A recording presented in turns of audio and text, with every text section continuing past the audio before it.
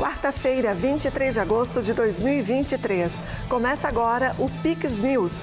Confira os principais destaques desta edição. Polícia Penal do Rio Grande do Sul tem reforço. Mais de 350 novos servidores ingressam na instituição. Estado Gaúcho firma parceria público-privada para melhorias nas escolas da rede pública. Em Santa Catarina, forças de segurança na busca da menina de 11 anos sequestrada nesta madrugada em Criciúma. Procon de Santa Catarina multa concessionária da BR-101 e empreiteira em R$2,5 milhões. No Paraná, crianças da rede pública são beneficiadas com óculos com inteligência artificial. Equipamento possibilita a inclusão de alunos com deficiência. Arcabouço fiscal é aprovado na Câmara dos Deputados e abre espaço para aumento de gastos no governo. Tiago Pereira comenta sobre o possível retorno da contribuição sindical. E você vai ver ainda, no mês de conscientização pelo fim da violência contra a mulher, ações da Polícia Civil combatem a violência doméstica e familiar. Essas e outras notícias a partir de agora no Pix News.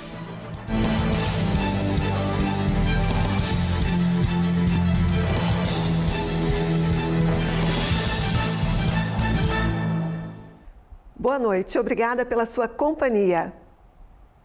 A Polícia Penal do Rio Grande do Sul realizou formatura de 355 novos servidores. Eles vão atuar nas unidades prisionais do estado. Ao todo, ingressam no sistema prisional gaúcho 300 agentes penitenciários, 34 agentes administrativos e 21 técnicos. Eles atuarão na cadeia pública de Porto Alegre, na Penitenciária Estadual de Charqueadas 2, no módulo de segurança máxima da Penitenciária de Alta Segurança de Charqueadas e em outras unidades prisionais do estado. O ingresso de novos servidores ocorre no contexto de investimento recorde no sistema prisional gaúcho.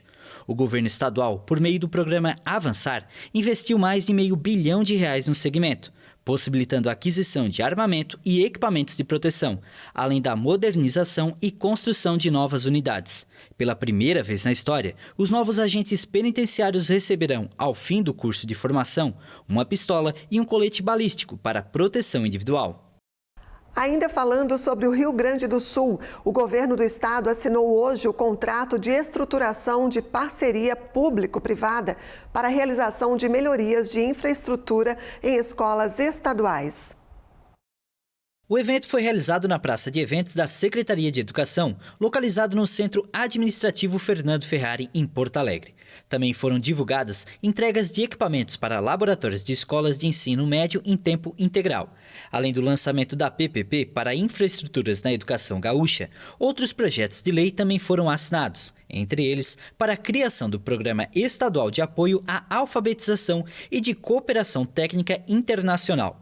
A utilização da parceria público-privada na educação é um projeto piloto no estado, trazendo uma nova modalidade de contratação de manutenções prediais em unidades escolares do Rio Grande do Sul. Mais ou menos semelhante ao que faz com estradas. O estado tem contratos de conservação e manutenção das rodovias. Quando abre um buraco, já tem uma empresa contratada que vai lá e já está assim, disciplinado qual é o valor, né, pelo tipo de intervenção que ela faz e tudo mais.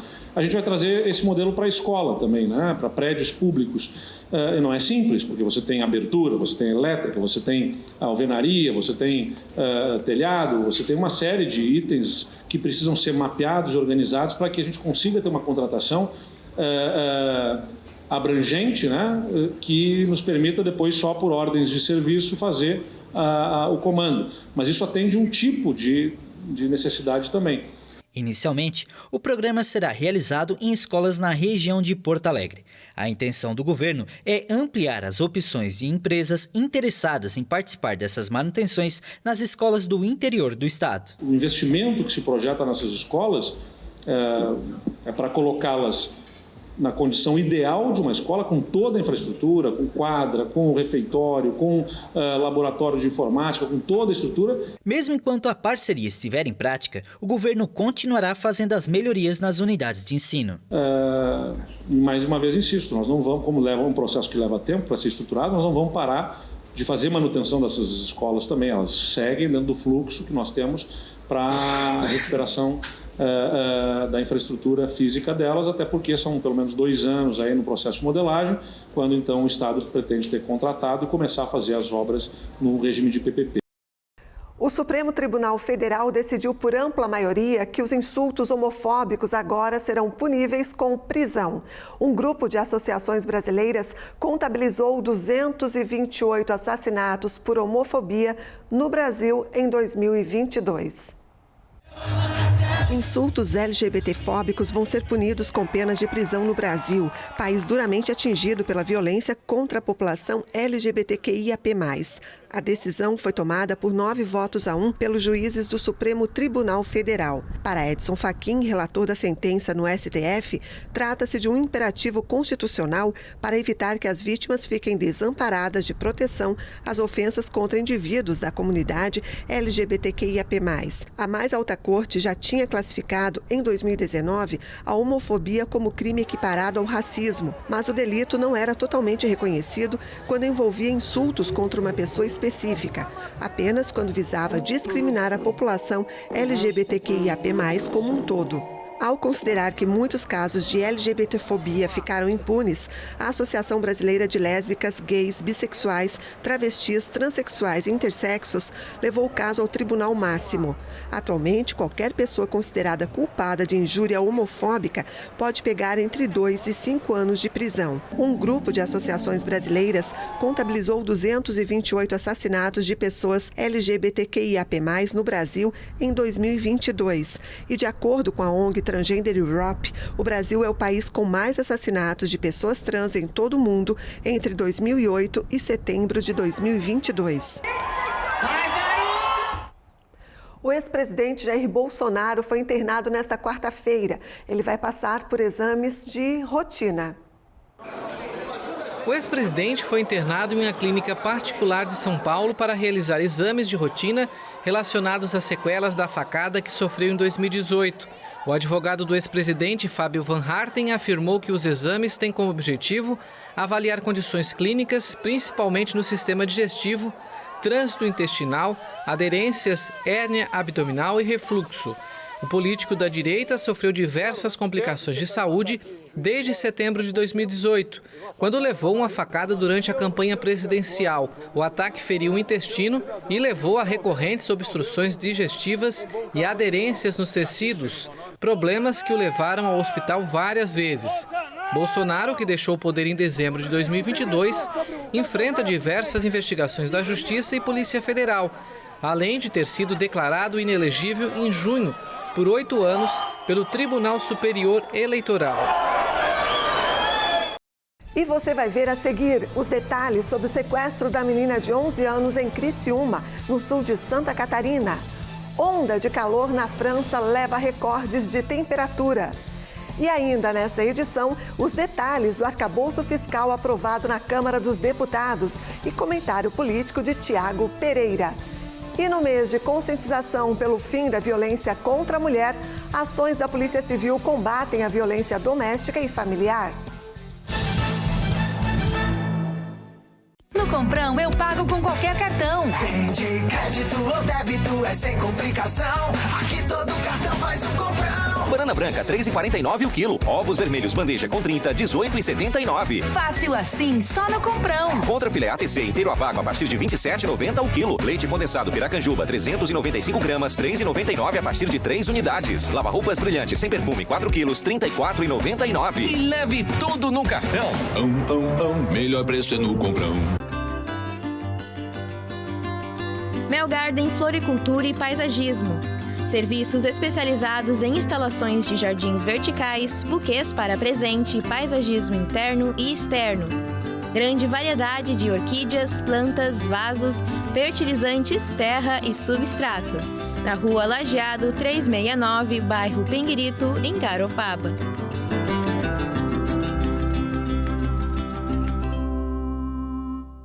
Já pensou em estar em um lugar assim?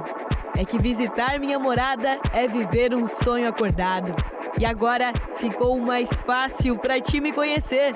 Curta Garopaba na palma da sua mão. Mais que um aplicativo, um guia turístico de tudo o que você pode fazer aqui. Tem praias, trilhas e calendário de eventos, além do turismo cultural com boas histórias. Uma verdadeira viagem pelas minhas memórias. Isso tudo sabendo se tá quente, se tá frio, com a previsão do tempo. E até notícias, informações do horário de ônibus e de telefones importantes. Baixe agora mesmo, monte seu roteiro e curta Garopaba na palma da sua mão.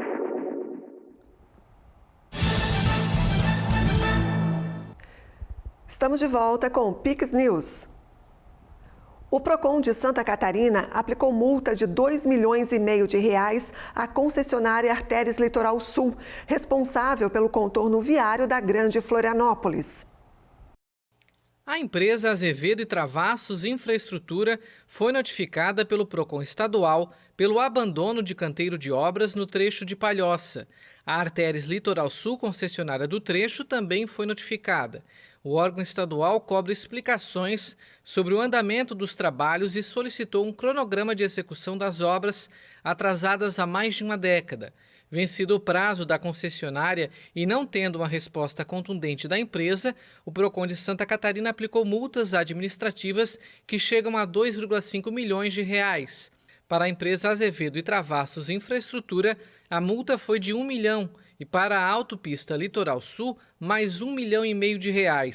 Quanto à questão da concessionária Artérias, infelizmente, ela não respondeu à nossa notificação e nós não sabemos, então, em que termos ela exatamente neste contexto de entregar a obra do contorno viário, segundo a própria concessionária, em dezembro de 2023. Nesta questão, o Procon de Santa Catarina entende que a extensão do dano patrimonial causado aos munícipes da Grande Florianópolis é considerado alto. É importante reconhecer a presença da agravante da prática infrativa que gerar dano coletivo, conforme o que diz o artigo 26.6 do Decreto 2.181 de 97. O que diz o decreto? O decreto diz, nestes termos, o que segue. Considere-se circunstâncias agravantes. 6. Ocasionar a prática infrativa, dano coletivo ou ter caráter repetitivo. E a Artérias tem já aqui no nosso órgão algumas demandas repetitivas quanto à questão do contorno viário e outras causas que têm relação consumerista. O contorno viário tem 50 quilômetros de extensão e atravessa São José, Biguaçu, Palhoça, Santo Amaro da Imperatriz, São Pedro de Alcântara, Antônio Carlos e Governador Celso Ramos. Com início em 2008, a obra deveria ter sido entregue em 2012. Alterações no traçado original e a troca de empreiteiras envolvidas na obra estão entre as razões do atraso. O governador Jorginho Melo foi agraciado nesta terça-feira com a medalha Exército Brasileiro. A medalha é concedida a personalidades públicas e instituições por relevantes serviços prestados em prol do Exército. O ato contou com a presença dos militares da 14ª Brigada de Infantaria Motorizada. Jorginho Melo também recebeu um quadro contendo cópias de documentos que comprovam o período em que o governador integrou o tiro de guerra. Os alunos que estão servindo o Exército Brasileiro em Florianópolis também participaram do ato de entrega das homenagens pela instituição militar, que foi realizada na Casa da Agronômica. Alunos da Rede Estadual de Ensino do Paraná terão à disposição um aparelho israelense com inteligência artificial. O aparelho vai permitir mais acessibilidade por meio da tecnologia. Medindo menos de 8 centímetros, o dispositivo funciona acoplado à haste de óculos comuns. Com uma câmera inteligente, é capaz de ler para o usuário textos de qualquer superfície, reconhecer produtos, cores, cédulas de dinheiro, identificar rostos e outros objetos.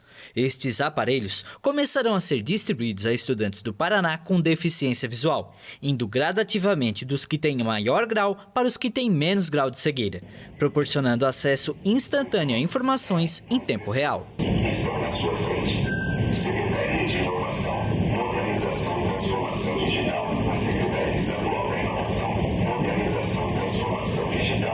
Hoje esse equipamento vai trazer uma uma melhor qualidade de vida para as crianças, que vão poder ter maior interatividade, porque ele reconhece, tem reconhecimento facial, ele também faz leitura através de inteligência artificial, até mesmo questão de dinheiro, você poder acessar a internet, tudo isso facilita muito com a tecnologia. Mas não é somente esse instrumento. O governo do estado está focado em trazer todos os equipamentos possíveis de tecnologia, de inovação, para melhorar a inclusão em todos os setores, principalmente na educação, para que as crianças tenham melhor acesso, à educação de qualidade, mas também até mesmo para você ter uma melhor qualidade de vida no dia a dia. Para levar dignidade, para cuidar dessas crianças e adolescentes que têm uma dificuldade muito maior. Um aluno que não tem uma deficiência visual, imagina, você estudar e a limitação do braille por incrível que pareça, não temos tantos livros, na possibilidade de você ler muito mais livros com o Orcam, porque ele amplia muito o espaço, a abrangência do conhecimento. Então é fantástico. Os equipamentos serão emprestados aos alunos em um sistema de comodato não oneroso. Os primeiros dispositivos serão direcionados para as regiões da Grande Curitiba e litoral do estado. No total, 78 municípios receberão a novidade na sequência, à medida que eles forem chegando ao país. Nós, como sociedade, temos que cada vez mais nos organizarmos para criar um ambiente de convivência que a gente possa, de alguma maneira, amenizar os problemas que uma deficiência traz para qualquer ser humano. E começar pela educação, talvez é a maneira mais universal que nós temos para, primeiro, quebrar qualquer tipo de preconceito que possa haver e, segundo, fazer com que isso fique mais acessível. O objetivo é assegurar oportunidades aos estudantes, assim como autonomia no aprendizado por meio da ferramenta. Ao todo, neste primeiro momento, foram adquiridos 147 equipamentos, em um investimento acima de R$2 milhões. Cada unidade custou quase R$15 mil. E agora vamos com as notícias internacionais. A Índia se tornou o primeiro país a pousar no Polo Sul da Lua nesta quarta-feira. O sucesso foi alcançado poucos dias depois de outra tentativa indiana que fracassou e que uma sonda russa caiu na mesma região lunar.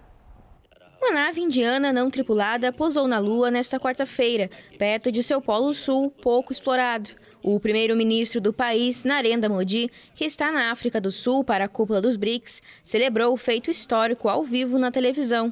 A Organização Indiana de Pesquisa Espacial anunciou sob aplausos dos engenheiros que a nave Chandrayaan-3 pousou com sucesso na Lua.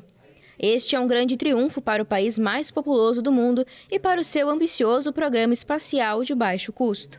Agora que o módulo Vikram pousou na Lua, um veículo espacial movido à energia solar vai explorar a superfície e transmitir dados de volta à Terra durante sua autonomia de 2 semanas. Em 2014, a Índia tornou-se a primeira nação asiática a colocar um satélite na órbita de Marte e planeja lançar uma missão tripulada de 3 dias na órbita da Terra no próximo ano. A Rússia lançou sua primeira missão lunar em quase meio século no início deste mês, mas a sonda Luna 25 caiu ao tentar pousar na Lua. Se tivesse conseguido, o país teria se tornado, com apenas alguns dias de vantagem, a primeira nação a chegar à região polar. A França bateu recorde de calor para um final de verão. Por lá, as temperaturas estão ultrapassando os 40 graus.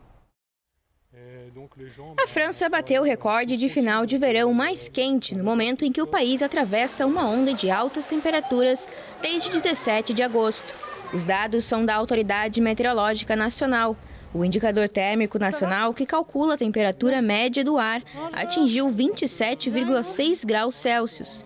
A mesma fonte afirmou que temperaturas elevadas nunca foram registradas de forma tão contínua num final de verão desde 1947. De acordo com as nossas estações da rede principal, ultrapassar os 40 graus Celsius é algo que acontece agora cerca de 13 vezes por ano. Antes do ano 2000, as temperaturas ultrapassavam os 40 graus, menos do que uma vez por ano. Este calor é algo muito incomum. Na segunda-feira, a temperatura já havia superado o recorde anterior estabelecido em 2012. de 26,63 graus Celsius. No total, 19 departamentos franceses estavam em alerta vermelho por causa do calor nesta quarta-feira e outros 37 no nível mais baixo de alerta laranja. As temperaturas máximas nas regiões do sul ultrapassaram os 40 graus Celsius. Este episódio incomum de calor tardio é explicado pelo aquecimento global, que prevê ondas de calor mais intensas, que também podem ocorrer fora dos episódios registrados no passado. Os incêndios no Havaí deixaram pelo menos 1.100 pessoas desaparecidas, de acordo com as autoridades locais. Até o momento, 115 mortes foram confirmadas. 2 semanas após os incêndios que destruíram a ilha de Maui, as autoridades do Havaí anunciaram que pelo menos 1.100 pessoas continuam desaparecidas. A contagem elaborada pelo FBI ainda é provisória. A Polícia Federal dos Estados Unidos trabalha para compilar as identidades de todas as pessoas desaparecidas nos incêndios, os mais letais em um século no país, com pelo menos 115 mortos, de acordo com o balanço provisório mais recente. Na segunda-feira, o prefeito de Maui anunciou que os incêndios deixaram 850 desaparecidos. Mas a tragédia pode ser ainda mais grave, desde que as chamas destruíram quase por completo a cidade turística de Lahaina, de 12 mil habitantes, circulam nas redes sociais ou entre as forças de segurança e equipes de emergência listas com milhares de nomes de pessoas supostamente desaparecidas. Agora, o FBI trabalha para analisar os dados. Um número telefônico exclusivo foi disponibilizado para que os parentes dos desaparecidos entrem em contato para fornecer informações adicionais, o que pode ajudar a polícia a localizar ou confirmar o desaparecimento de uma pessoa.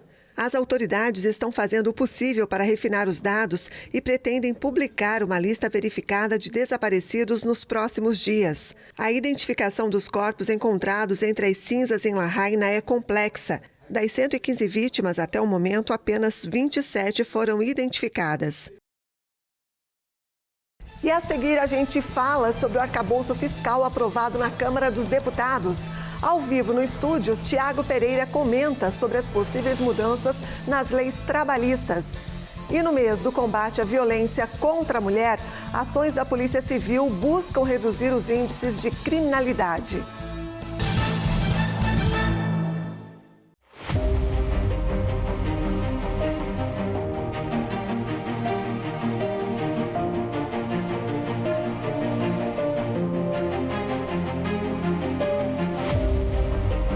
Somos emoção e razão.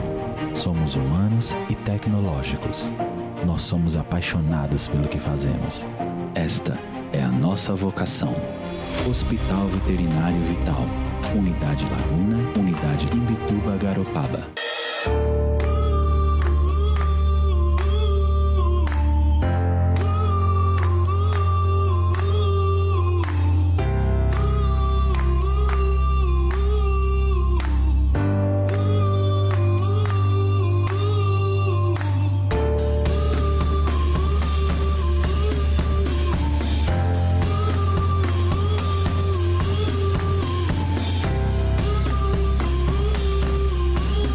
Aí galera apaixonada por carros, motos e objetos antigos, curte o bom e velho rock and roll, música ao vivo, show, gastronomia típica de pub e ainda o chopp bem gelado, coroado como o terceiro melhor do Brasil. Tá na hora de vir pro D20, pessoal. Vem viver essa experiência com a gente.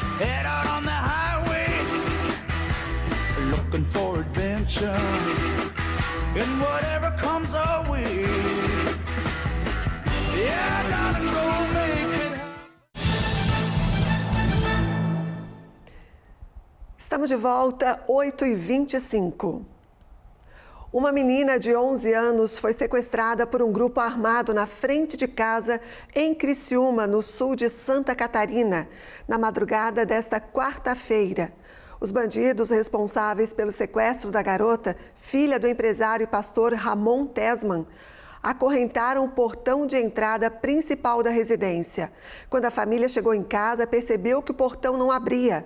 O pai optou então por dirigir-se a outro portão localizado na lateral da propriedade. Ao chegar à rua do lado, ele foi surpreendido pelos criminosos que já estavam à espera.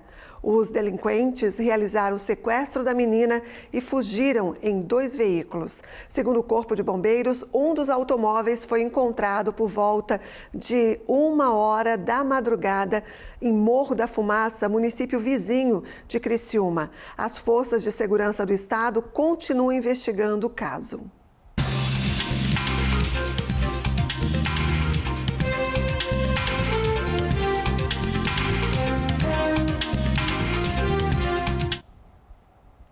E agora é o momento de atualizarmos os assuntos da política nacional. Tiago Pereira já está aqui com a gente nos estúdios e começamos falando sobre impostos. Parece que o governo Lula quer mexer em um dos principais pontos da reforma trabalhista e trazer de volta a contribuição sindical. É isso mesmo, hein, Tiago? Boa noite, bem-vindo. Boa noite, André. Boa noite a toda a nossa audiência qualificada. É isso mesmo. Querem trazer de volta um assunto que já estava consumado, já tinha praticamente colocado uma pá de cal e agora ele volta em discussão, porque é uma pressão, claro, a gente sabe, dos sindicatos. Como a gente falou, essa decisão, para surpresa de poucas pessoas, vem do próprio Ministério do Trabalho, que, a meu ver, não deveria tomar iniciativa em prol dos sindicatos, mas sim dos trabalhadores brasileiros. De acordo com o texto, a taxa seria vinculada a acordos de reajuste salarial entre patrões e empregados, que tenham intermediação, portanto, dos sindicatos. O texto está em processo avançado de discussão no governo e pode ser apresentado ao Congresso agora no próximo mês, em setembro.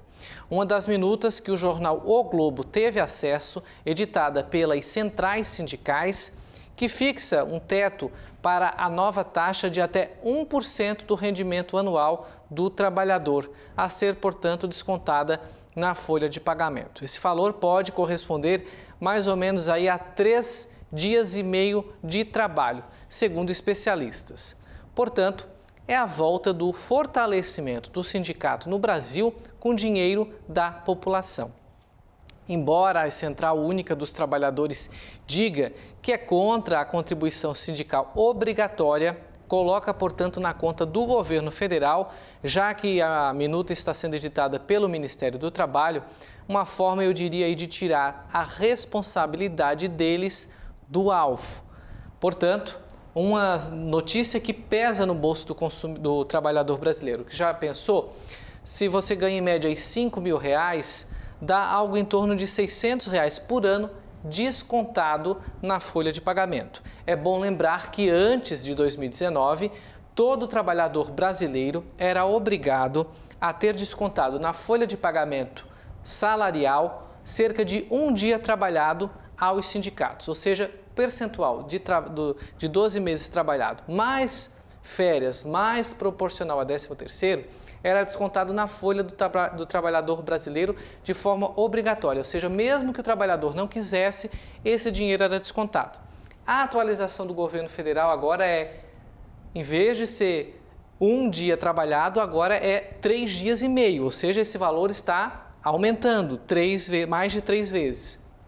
No entanto, eu acho que a grande discussão que vai acontecer no Congresso Nacional é a obrigatoriedade ou não, porque a CUT diz que é contra, para ela tem que ter a contribuição, mas o trabalhador se auto-voluntariar, ou seja, dizer para a empresa se ele quer ou não que aquele recolhimento seja feito.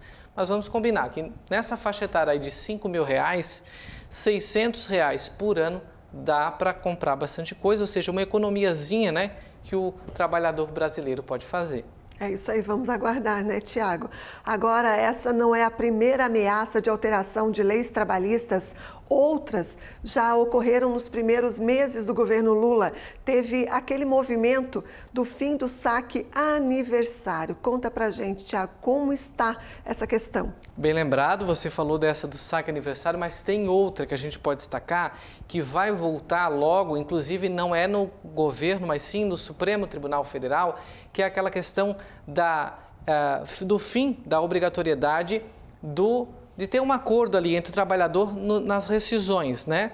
Então, eles querem colocar uma cláusula de barreira em que, para as empresas demitirem os funcionários, tenha uma obrigatoriedade de causa, que não tenha mais aquela questão da dispensa sem justa causa. Isso eu acho que também é um outro impacto que vai ter na legislação trabalhista brasileira. Bom, essa alteração das leis trabalhistas, outras que já nos primeiros meses do governo já começaram a tumultuar na imprensa, como a Andréa falou, essa primeira é da questão do saque aniversário, né? Do Fundo de Garantia por Tempo de Serviço do Trabalhador, que a gente conhece popularmente como o FGTS. Esse benefício foi criado, o fim desse benefício foi criado, esse benefício de a possibilidade de saque no mês de aniversário foi criado em 2019, pouco depois da reforma trabalhista. Ele está passando, portanto, por avaliações pelo novo governo federal e o projeto com as possíveis mudanças que podem acabar com a opção da retirada de parte desse dinheiro no mês de aniversário do trabalhador já foi assinado pelo ministro do Trabalho e Emprego, Luiz Marinho, e está programado aí para ser enviado à Câmara até o final deste mês de agosto. Portanto, 2 assuntos que vão entrar na pauta referente à questão trabalhista. Uma reunião mista iria debater esse assunto, mas ela foi cancelada, sem previsão de ser retomada. Portanto, é mais uma vez o governo federal interferindo nas escolhas do trabalhador. O dinheiro é dele e cabe a ele saber se usa, ou melhor, se saca ou não parte desse dinheiro que tem lá guardado no FGTS. Mas, como nós sabemos, o governo usa esse recurso para uma série de coisas, inclusive, como a gente já falou aqui, no BNDES. Esperamos que, mais uma vez, o dinheiro do trabalhador brasileiro não seja utilizado para o pagamento de obras ou investimentos no exterior, recursos muitas vezes utilizados de forma obscuras, já que muitos países de ideologia de esquerda, beneficiados outrora com verbas nos governos do PT, deram um calote. E como a gente falou aqui, foi parte de recursos do Fundo de Garantia que sustentou o pagamento dessas dívidas, já que estava lá no contrato. Se o país que foi beneficiado não tem o cumprimento de algum pagamento, cabe à própria União, por meio de fundos, inclusive o FGTS, fazer o pagamento, a quitação dessa dívida ao BNDES. A gente vai ficar acompanhando também esses 2 assuntos que vão estar na pauta aí nos próximos dias. Acompanhando, fica um pouquinho com a gente, Tiago, por gentileza, porque vamos falar de mais uma aprovação da Câmara dos Deputados. É que a Câmara dos Deputados aprovou nesta terça-feira o arcabouço fiscal que substituirá o atual teto de gastos e cria novas regras orçamentárias mais flexíveis. Tiago, eu te pergunto como fica isso. A gente vai ver o VT e já eu comento sobre isso. A proposta agora será enviada à sanção presidencial. As novas regras que já afetarão o orçamento do próximo ano acabam com o limite de gastos introduzido no final de 2016, durante o governo do ex-presidente Michel Temer. Elas permitem uma maior flexibilidade em termos de gastos, que podem aumentar no ritmo das receitas. A nova regra garante ainda o aumento das despesas a 70% do crescimento das receitas primárias, parte que já recebeu críticas da oposição. O projeto já havia passado pela Câmara dos Deputados em maio, mas foi necessária uma nova votação para sua adoção, após modificações introduzidas pelo Senado Federal. Muito bem, arcabouço fiscal aprovado pela Câmara. Agora, como fica essa situação, hein, Tiago? Olha, eu acho que primeiro o governo deveria fazer a lição de casa e fazer um prognóstico de quanto que é as previsões de arrecadação para enxugar a máquina, né? Porque a gente viu mais do que duplicou o número de ministérios criados no governo Lula. Isso inchou a máquina pública, por isso eles tiveram a necessidade de fazer essa adequação, porque o arcabouço nada mais é do que aumentar uma série de regras e coisas dentro da questão da arrecadação e da despesa, né? Então, primeiro, eu acho que deveriam ter feito a lição de casa, fazer remanejamentos para reduzir o gasto na máquina pública. Mas Lula é irredutível, ele não aceita esse tipo de alteração. Para ele, os ministérios criados vão ter que ser mantidos ou aqueles que terão que ser destituídos vão ter que ser integrados como secretarias em alguns outros ministérios. Teve derrota por parte do governo, a emenda proposta pelo governo foi derrotada na Câmara dos Deputados. Agora a gente vai ver a análise do Lula, provavelmente ele vai vetar sancionar o arcabouço fiscal para que esse processo, que já está em discussão lá desde junho, já deveria ter sido finalizado, não se postergue por mais tempo, já que é preciso ter isso aprovado para que as diretrizes orçamentárias do ano que vem, de 2024, sejam, portanto, colocadas em discussão no Congresso Nacional, para daí se valer aí ter uma análise do que o governo vai poder governar no ano que vem. Até uma redundância, o governo governar. Por quê? Porque neste ano o governo Lula está administrando com recursos colocados na Lei de Diretrizes Orçamentárias do governo anterior. Então, portanto, é no ano que vem, né, que o governo Lula, portanto, vai ter um início de ano, né, com aquilo que ele mais ou menos colocou de recursos, sei lá, um valor X na educação, um valor X na infraestrutura, um valor Y ali no esporte, turismo e por aí vai, né? Então, acho que a primeira lição de casa seria essa. No entanto, tem algumas questões que é importante a gente destacar, que é a questão do salário mínimo, né? Mesmo que a despesa ultrapasse a arrecadação, é preciso que haja o reajuste do salário mínimo, mas o Bolsa Família não terá reajuste. Isso foi colocado, inclusive, em discussão lá pelos congressistas.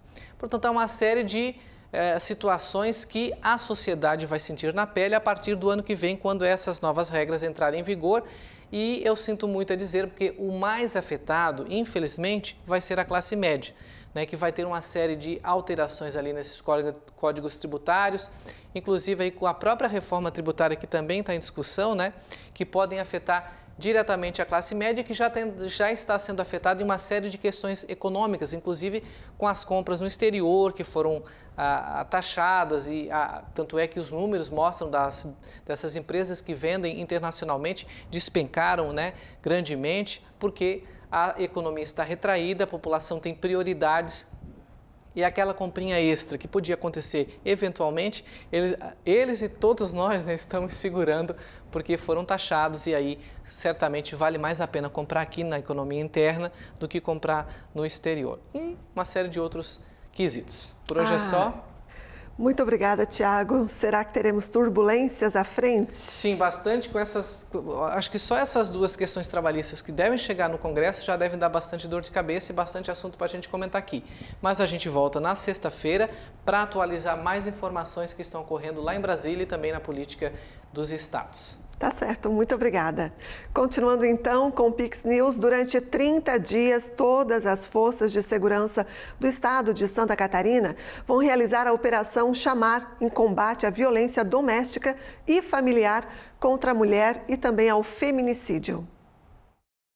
A iniciativa ocorre em todo o país no mês de conscientização pelo fim da violência contra a mulher, o Agosto Lilás. Entre as ações que serão desencadeadas estão as atividades de prevenção, educativas, ostensivas e repressivas, visando o combate à violência doméstica e familiar contra a mulher. Tanto as ações de investigação de cumprimentos de mandados, como ações de palestras, panfletagens, caminhadas, ações que chamam a atenção para a violência de gênero, para a violência contra a mulher, serão intensificadas nesses próximos 30 dias em Santa Catarina. Então nós estamos solicitando que os policiais civis de Santa Catarina, ao tomarem conhecimento de uma ocorrência de violência doméstica, prontamente atendam a mulher, tomem o seu depoimento, requeiram a medida protetiva e já intimem o autor do fato, para que ele saiba que já está sendo investigado. E, ao estar sendo investigado, pode ser preso em razão de praticar qualquer outra situação que implique em nova violência. Em 2023, Santa Catarina registrou aumento de 3% nos feminicídios. Foram 30 mortes nos primeiros 6 meses deste ano, contra 29 no mesmo período do ano passado. Em 2022, foram mais de 1.400 casos deste crime, nos quais 56 ocorreram no estado catarinense. Então, você tem um primeiro atendimento, um registro de ocorrência qualificado, um pedido de medida de proteção, uma estrutura física qualificada, ou seja, a mulher ela tem um espaço próprio de atendimento e os policiais civis que vêm sendo treinados, que vêm sendo qualificados, e a investigação precisa que demonstra o quê? Que cada vez mais a Polícia Civil está pronta para prestar um primeiro atendimento e uma investigação precisa. O combate à violência doméstica, ele tem um caráter muito mais ampliado do que simplesmente a atuação de forças policiais. Tecnicamente, as forças policiais agem para uma repressão deu uma situação. Quando há repressão, ocorreu uma falha em prevenção. Isso não pode acontecer. Por isso que a prevenção está ligada diretamente à conscientização da população, desde a criança até os adultos. A grande importância de conscientizar é a grande ideia de prevenir a violência contra a mulher. Para a coordenadora das Delegacias de Proteção à Criança, Adolescente, Mulher e Idoso do Estado, as mulheres que fazem parte dessas estatísticas eram pessoas desprotegidas. Todos os casos de violência doméstica familiar, ele vem através de um ciclo que a gente chama de ciclo de violência. Os casos de feminicídio, eles começam através de atos menores, uma censura, um ato discriminatório, uma desqualificação da mulher. O feminicídio não começa nele em si. Então a mulher, ela tem que estar atenta a esses primeiros comportamentos. O chamado ciúme, ele nem sempre vai ser inofensivo. A mulher, ela precisa pedir ajuda nesses primeiros atos de violência. Nenhuma mulher que pede ajuda no início, que entra para a rede de proteção, que pede medida protetiva, que entra para esse sistema de fiscalização de medida protetiva, ela acaba virando estatística de feminicídio. Além dessas medidas do Agosto Lilás, a Polícia Civil tem trabalhado em outras ações durante o ano para reduzir os casos de violência contra a mulher. Mas, para isso, elas precisam colaborar com as forças de segurança. A gente precisa que essas mulheres, elas aceitem essa proteção, que elas estejam alerta para esses sinais de violências que são muito sutis no início e que esses sinais que acabam se agravando, e a gente vê que a maioria das mulheres que são vítimas de feminicídio, quando esse sinal se agrava, elas não têm tempo para pedir socorro. Então, o momento de pedir socorro é quando? É no início da violência, é lá na ameaça, é lá no xingamento, é no empurrão, é no primeiro tapa. Não espere agravar. Mesmo que ela, muitas das vezes, ela não quer romper aquele relacionamento, o Estado tem medidas para interagir com ela, com ele, para que esses fatos não se agravem. E com as crianças, para que esse comportamento não se transmita de geração para geração. E o Pix News de hoje fica por aqui. Lembrando que você pode rever essa edição no nosso canal do YouTube. Basta procurar Pix TV HD. Mais notícias no nosso site também, pixtv.com.br. Obrigada pela sua companhia. Tenham todos uma boa noite e até amanhã. Pix TV é conteúdo todo dia.